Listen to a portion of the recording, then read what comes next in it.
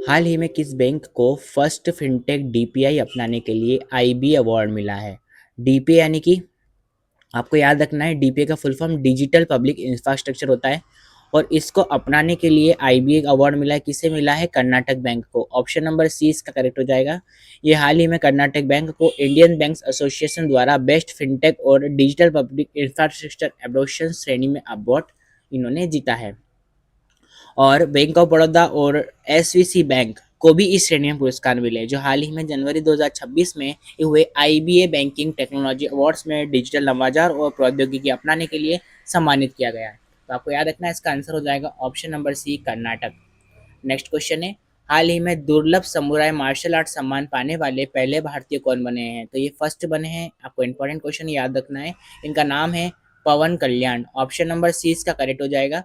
ये आंध्र प्रदेश के उप मुख्यमंत्री और अभिनेता हैं पवन कल्याण। इनको जापान के प्राचीन समुदाय तलवारबाजी कला कैनजुत्सु आपको नाम भी याद रखना है, ये शामिल होने वाले बने हैं। और टाइगर ऑफ मार्शल आर्ट्स का दुर्लभ सम्मान पाने वाले भी पहले भारतीय ये बन गए हैं, पवन कल्याण। अगर बात करें, इनके 3 दशकों से प्रशिक्षण के बाद इन्हें सम्मान मिला है। इसके साथ ही वे जापान के बाहर जो समुदाय समुदाय है उसमें शामिल होने वाले ये पहले व्यक्ति हैं। इनका नाम आपको याद रखना है, Pawan Kalyan. Option number C is the correct answer.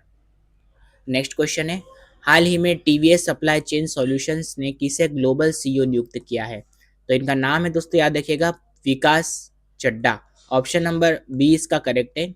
इन्हें टीवीएस सप्लाई चेन सॉल्यूशंस ने हाल ही में विकास चड्डा को अपना नया ग्लोबल सीईओ नियुक्त किया है, जो 22 जनवरी 2026 से प्रभावी होगा। यह नियुक्ति कंपनी के नेतृत्व परिवर्तन योजना का हिस्सा है। तो ये रहे विकास चड्डा, इन्हें किया गया है टीवीएस सप्लाई चेन सॉल्यूशंस ने अपना नया ग्लोबल सीईओ नियुक्त किया है, ये आपको याद रखना है। नेक्स्ट क्वेश्चन है कि इस देश ने जन्म की तुलना में मृत्यु दर अधिक दर्ज की गई है? तो ये है दोस्तों, याद रखना का, जापान। ऑप्शन नंबर इसका यहाँ पे कर लीजिएगा आप, जापान। सी सही हो जाएगा।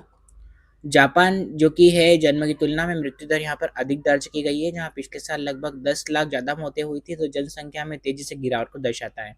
और यह स्थिति कई विकसित देशों में भी दिख रही है। हालांकि दक्षिण सूडान और लेसोथो जैसे देशों में शिशु और मृत्यु दर समस्याएं गंभीर बनी हुई हैं, ये आपको याद रखना है। तो इसका आंसर हो जाएगा option number C, Japan. Next question है, हाल ही में कौन 2026 में अंतर्राष्ट्रीय मसाला सम्मेलन की मेजबानी करेगा? तो ये करेगा कोची। ऑप्शन नंबर सी इसका करेक्ट हो जाएगा। ये अंतर्राष्ट्रीय मसाला सम्मेलन के 9वें संस्करण की मेजबानी करेगा, 9th नंबर की, कोची में होगा। और इस साल की जो विषय है, जो थीम है इसकी, वो याद रखिएगा, स्पाइस 360 गेटिंग फ्यूचर रेडी, ये इसकी थीम है। और अगर हम एक क्वेश्चन की और बात करें, तो कोच्चि ने केरल पर्यटन विभाग द्वारा आयोजित इंटरनेशनल स्पाइस रूट्स कॉन्फ्रेंस की जो है मेजबानी करेगा, ये कोच्चि। तो ये दोनों इंपॉर्टेंट क्वेश्चन है, आपको याद रखना है। तो ये अंतर्राष्ट्रीय मसाला सम्मेलन की मेजबानी भी कोच्चि करेगा, और कोच्चि ने केरल पर्यटन विभाग द्वारा आयोजित इंटरनेशनल स्पाइस रूट्स कॉन्फ्रेंस की मेजबानी भी कोच्चि करेगा। नेक्स्ट क्वेश्चन है, हाल ही में अमेरिका ने कितने देशों के लिए वीजा पर रोक लगा दी है? तो ये 75 देश में पाकिस्तान, ये बांग्लादेश, ये जो ऐसे देश हैं शामिल हैं, रशिया है, और भारत इसमें शामिल नहीं है। तो ये 75 देशों में नागरिकों के लिए अप्रवासी प्रोसेसिंग व अनिश्चितकालीन के लिए रोक लगा दी है। और बात करें, यह निर्णय 21 जनवरी 2026 से प्रभावी होगा, और इस सूची में भारत का नाम नहीं है। तो भारतीय नागरिकों पे इस विशेष वीजा का रोक का सीधा असर नहीं पड़ेगा। तो ये आपको याद रखना है, इसका आंसर हो जाएगा 75। नेक्स्ट क्वेश्चन है, किसने अर्जेंटीना के माउंट एकांगुआ शिखर पर चढ़ाई की गई है? तो ये की गई है दोस्तों, याद रखना, अरित्रा रॉय। ऑप्शन नंबर इसका सी सही हो जाएगा, अरित्रा रॉय। इन्होंने की है अर्जेंटीना में माउंट एकांगुआ। इसकी हाइट अगर बात करें, तो इसकी हाइट दोस्तों याद रखिएगा, माउंट एकांगुआ की 67.5 मीटर। इसकी सफलतापूर्वक चढ़ाई इन्होंने की है, जो एशिया की बाहर सबसे ऊंची चोटी है, ये आपको याद रखना है। और उन्होंने जनवरी 2026 यानी कि जनवरी की शुरुआत में इन्होंने उपलब्धि हासिल कर ली है, और ये भारत पर्वतारोहण क्षमता को ये दर्शाती हैं। तो इसका आंसर हो जाएगा option number C, Aritra Roy. Next question है, हाल ही में कलकत्ता हाईकोर्ट के नए चीफ जस्टिस कौन बने हैं? तो ये बने हैं दोस्तों, याद रखना, Sujal Paul. Sujal Paul justice जो हैं, ये बने हैं कलकत्ता हाईकोर्ट का नए मुख्य न्यायाधीश, इन्हें नियुक्त किया गया है। ये रहे सुजल पॉल, और इन्हें ही किया गया है कलकत्ता हाईकोर्ट के नए चीफ जस्टिस के रूप में नियुक्त।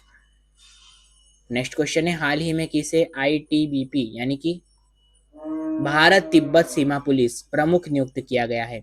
इनका नाम है दोस्तों, याद रखिएगा, शत्रुजीत सिंह कपूर। इन्हें किया गया है आईटीबीपी का नया महानिदेशक नियुक्त किया गया है और ये हरियाणा कैडर के 1990 बैच के आईपीएस अधिकारी हैं। उन्होंने प्रवीण कुमार की स्थान लिया है। अगर बात करें प्रवीण कुमार का, तो इन्हें नियुक्त किया गया है सीमा सुरक्षा बल बीएसएफ का नया महानिदेशक। और इसके अलावा अगर बात करें तो राकेश अग्रवाल को राष्ट्रीय जांच एजेंसी यानी कि एनआईए का प्रमुख बनाया गया है। तो ये दो क्वेश्चन भी आपको याद रखने हैं, इंपॉर्टेंट है। ये दो इंपॉर्टेंट है और एक ये क्वेश्चन भी इंपॉर्टेंट है, दोनों इंपॉर्टेंट है, तो दोनों आपको याद रखना है। नेक्स्ट क्वेश्चन है, हाल ही में जारी नीति आयोग के निर्यात तैयारी सूचकांक 2024 में कौन शीर्ष पर रहा है? ये रहा है महाराष्ट्र। अगर हम बात करें नीति आयोग की, तो नीति आयोग का फुल फॉर्म आपको याद रखना है, national institutions for transforming India. इसके अध्यक्ष होते हैं दोस्तों, याद रखिएगा, प्रधानमंत्री श्री नरेंद्र मोदी जी। और इसकी जो स्थापना की गई थी वो 2015 में की गई थी। बात करें, इसका पहले जो नाम था वो था योजना आयोग। योजना आयोग के बदले अब इसका 2015 में नाम चेंज करके नीति आयोग इसका नाम कर दिया गया। इसके उपाध्यक्ष की बात करें, श्री सुमन बेरी इसके उपाध्यक्ष हैं। मुख्य कार्यकारी अधिकारी सीईओ की बात करें तो श्री BVR सुब्रमण्यम इसके मुख्य कार्यकारी अधिकारी हैं, सीईओ है। अगर हम बात करें इस क्वेश्चन की डिटेल की, तो जारी नीति आयोग के निर्यात सूचकांक में जो शीर्ष पर रहा है वो महाराष्ट्र रहा है। और अन्य रैंकिंग की बात करें तो बड़े राज्यों की श्रेणी में शीर्ष पर रहा है वो रहा है महाराष्ट्र, जिसके साथ तमिलनाडु और गुजरात। अगर बात करें चौथे स्थान पर, फोर्थ नंबर की, तो वो यूपी रहा है।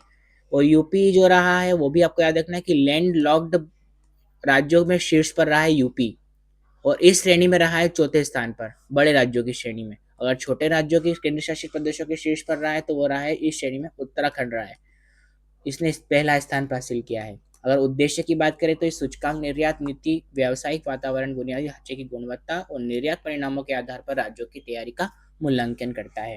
ये आपको याद रखना है। नेक्स्ट क्वेश्चन है, हाल ही में भारतीय सेना दिवस कब मनाया गया? ये मनाया गया 15 जनवरी 2026 को मनाया गया है। इस वर्ष ये बनाया गया है 78वां नंबर का ये सेना दिवस मनाया गया है। इस विशेष दिन को 15 जनवरी 1949 की याद में मनाया जाता है, जब फील्ड मार्शल KM करिप्पा ने अंतिम ब्रिटिश कमांडर इन चीफ से भारतीय सेना की कमान संभाली थी और ये पहले भारतीय सेना प्रमुख बने थे। वर्ष 2026 में की मुख्य सेना दिवस परेड राजस्थान की राजधानी जयपुर में आयोजित की गई है। और इस वर्ष की थीम याद रखना आपको, नेटवर्किंग एंड डेटा केंद्रित वर्ष रखी गई है। इस सेना के आधुकरण पर जोर देती है, ये आपको याद रखना है। चलिए दोस्तों, आज के लिए काफी, हम कल फिर मिलेंगे आपके साथ नई करंट अफेयर्स की वीडियो के साथ में। तब तक के लिए धन्यवाद। जय हिंद, जय भारत। वीडियो पसंद आई हो तो लाइक जरूर कीजिएगा और चैनल को सब्सक्राइब करना ना भूलिएगा। धन्यवाद।